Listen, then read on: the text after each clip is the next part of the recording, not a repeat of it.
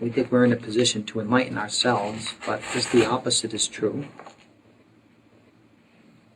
We're only in a position to recognize where we are.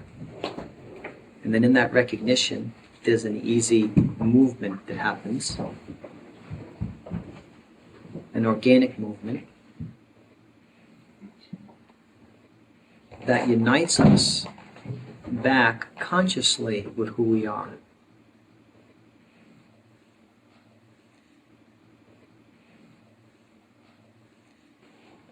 Obviously, this can only happen through grace. And by grace, we mean the adjusting power within your own consciousness to do this. We don't mean some mysterious ether-like entity called grace that descends and then it leaves. That could not possibly be the meaning of grace, something that comes and goes. It must be an ever-present feature of existence. It must be existence itself. Grace is being. We can't answer the question why we miss it or why we think we miss it. If that kind of questioning happens, if we say, well, if it's always there, then why am I not always feeling free? There's no answer to that. Because that question is posited from the position of waking state awareness, where there's no resolution. It's like the lens of a camera saying, why can't I see beyond my lens? Why can't I see what's on the outside of my lens? It's a self-defeating question. There's no answer to it. And there's no answer to why you don't recognize the movement of existence as grace, as liberating power. So given the fact that we can't answer that question, does not mean that we can't engage that process. It just means we recognize the limitations built into the question-answer mind. And so what can we do? We just have to just fall silent and just let the questioning mind have its way. Okay. Where you exist, mind, the opposites rule. So be it. Don't fight with it.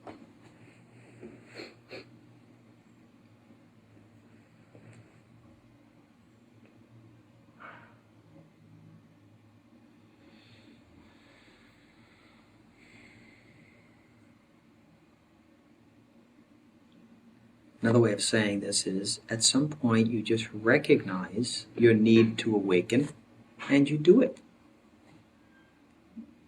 You don't get caught up in all the self-hate involved with, well, why didn't I do this before, and why was I being punished for so many lives to be born in this body? And oh, come on. You can only begin when you begin, and that's the act of grace, is that you begin. For me, grace is synonymous with existence. I can't conceive of a grace that's somewhere. For me, it's built right into the fabric of nature, which to me is very exciting and thrilling to admit that. The way in which I work is to simply allow the power of being to arise without any conjuring, without any practice. And so each person is allowed to greet that in their own way. And because effortlessness is a kind of undefinable, pleasantly undefinable experience, just being effortless, it really melts into the movement of consciousness, how consciousness itself can enlighten.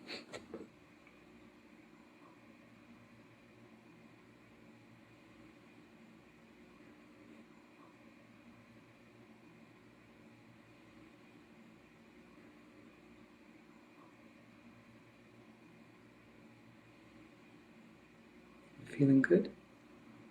Good.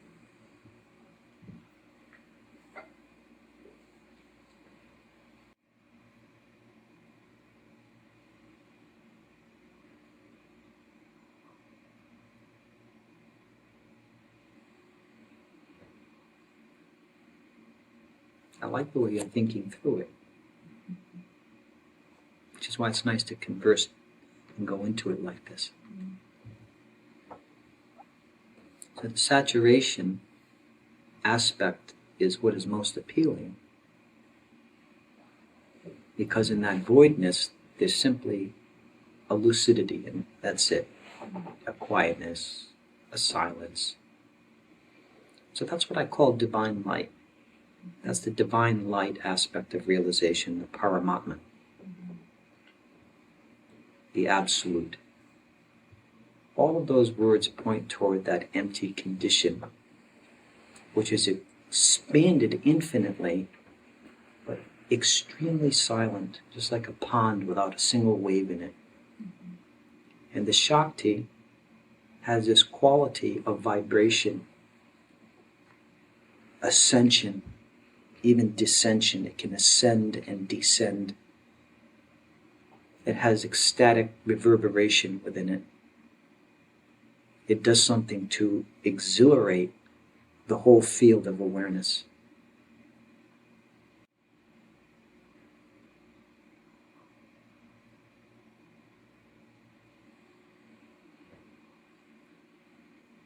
Okay, it's good you're making these little distinctions, and what you're doing now, you're coming into deeper clarification about your process of tasting and having the additional penetration of that reality, and also into the saturation phase as well. You're beginning to discern the different textures within this field that we call the enlightened field or the liberated consciousness, whatever.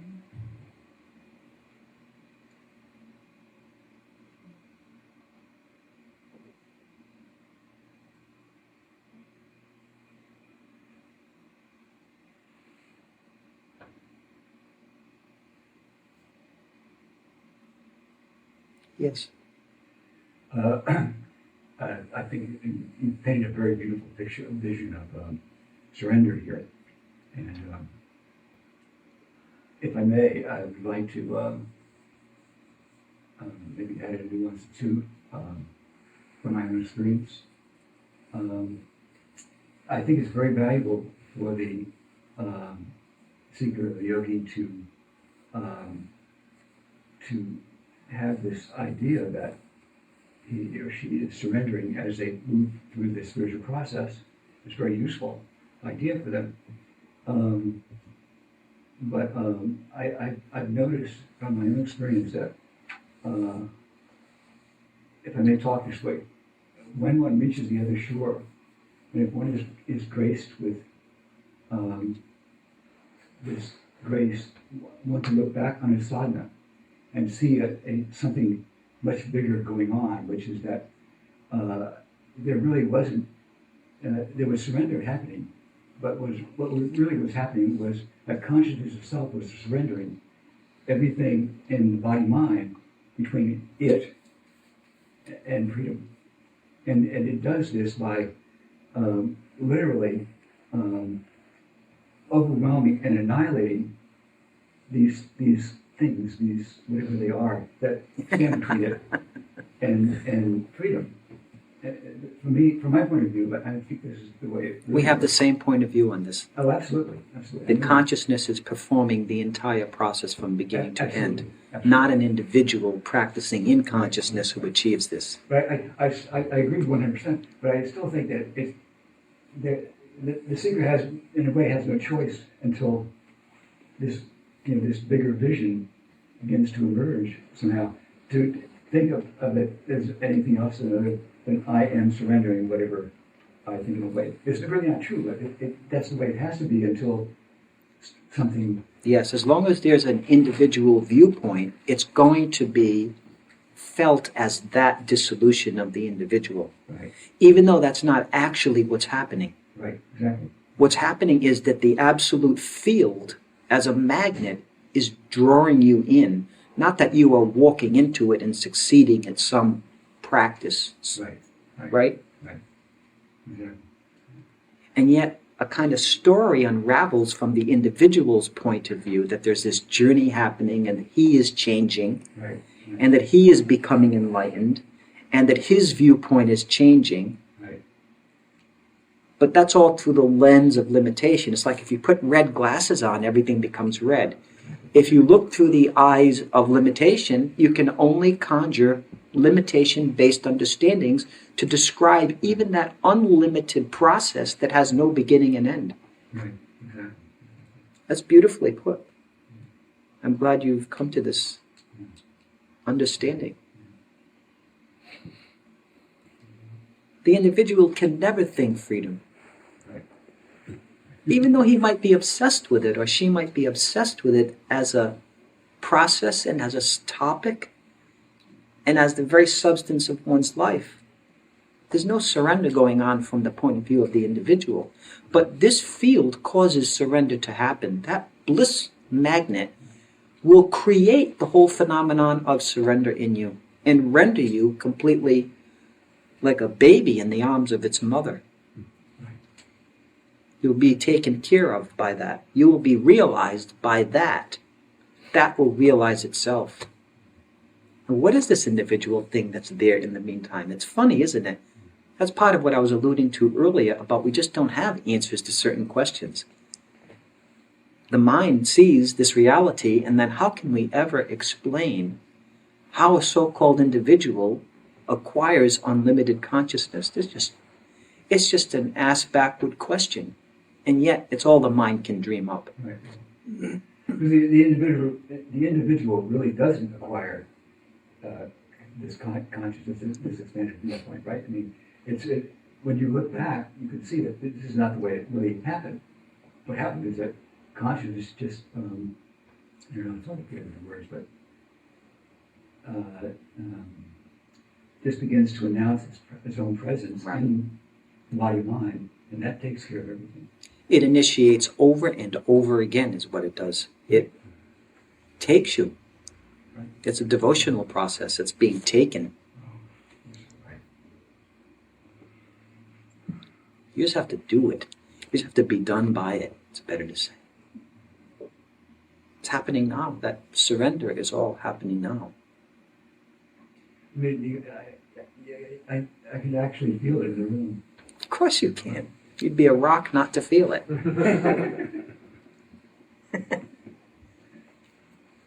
It's the performance of the bliss consciousness. It's what it loves to do. It loves to set itself up in waves and undulate. It's just like the ocean.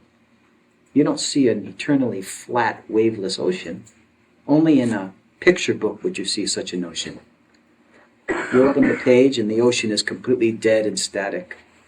And also in consciousness, there's no such thing as eternal quietude in the way that you see in conventional Buddhist understandings. Rather, reality is a wave-like phenomenon. It's ecstatic. It's full of ecstasy, bliss, movement. It churns within itself. It enjoys the disturbance that we call manifestation. We get broken up into billions of fragments. This whole world appears to be trillions of fragments of objects and processes. But that's what consciousness is. It sacrifices itself into manifestation, both in the pleasure and the pain of it.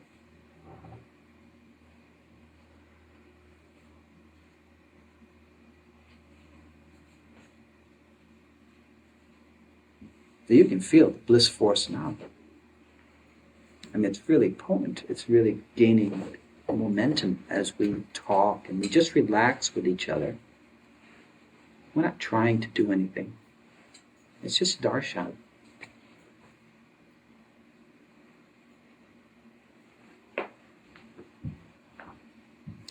The reason why it's good to feel that something is happening is because you acquire knowledge of this process. If you just felt nothing from beginning to end, how would you know you had awakened? How would you know that there's any distinction between the waking state and that vast ocean of bliss? So you have experiences in the meantime as a way to convince the mind that this has happened. Otherwise, the mind has no basis for recognition. So spiritual experiences even though they're not the whole thing, are extremely valuable. When you have big breakthroughs, that's how the mind gets taught. That's how it is taught to release its point of view, its tiny, self-defeating point of view, and then enter into this larger understanding that can only be given through grace, through transmission, through initiation, through divine love.